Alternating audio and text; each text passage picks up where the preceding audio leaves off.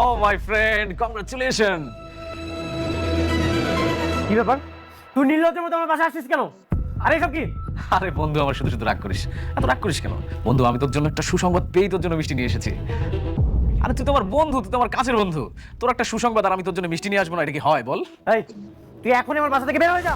দেখছেন ভাবি, ওনার সবসময় শুধু রাগ করে। অন্তত আপনি গ্রহণ করুন এই সুসংবাদের মিষ্টিটা। কিসের সুসংবাদ? আরে সুসংবাদ আপনাকে দিব, আমি কি এটা কি দাঁড়াই দাঁড়িয়ে দিব? একটু বসেন না, বসেন প্লিজ। ওহ, তুই কেমন বন্ধু বলতো? এত বড় একটা সুসংবাদ তুই আমার কাছ থেকে আরো রেখেছিস। ভাবি, ও তো মা হতে যাচ্ছে। কে মা হচ্ছে? কেন, তোর প্রথম স্ত্রী মেঘলা।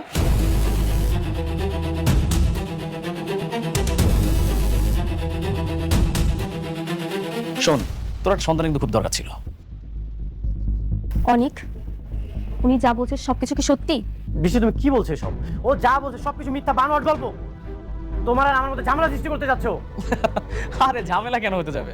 আমি তো মেঘলার নিজ মুখে শুনেছি ও মা হতে যাচ্ছে।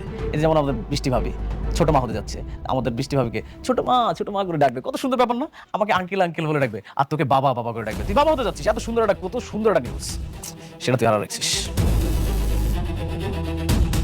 রাতুল, আর একটা যদি উল্টাপাল্টা কথা বলিস তোর কিন্তু খবর আছে। তুই দেখছস তুই কতটা ভাগ্যবান। তোর যখন কোটিপতি থেকে রাস্তা ফকির বানাইলাম, তুই কি করলি? বৃষ্টির মতো একটা খোড়া মেরে বিয়ে করলি। 1,000 কোটি টাকার মালিক। আর এখন এই মুহূর্তে তোর প্রথম বউ শালিমা বিল্ডার্সে আছে 10,000 কোটি টাকার মালিক। তোর তো শুধু টাকা টাকা টাকা টাকা। শোন, আমি বন্ধু হিসেবে তোকে ছোট্ট একটা পরামর্শ দিই। তোর প্রথম স্ত্রীর যে সন্তানটা আছে না, ওটাকে নিয়ে সেই সংসারটা টেকা।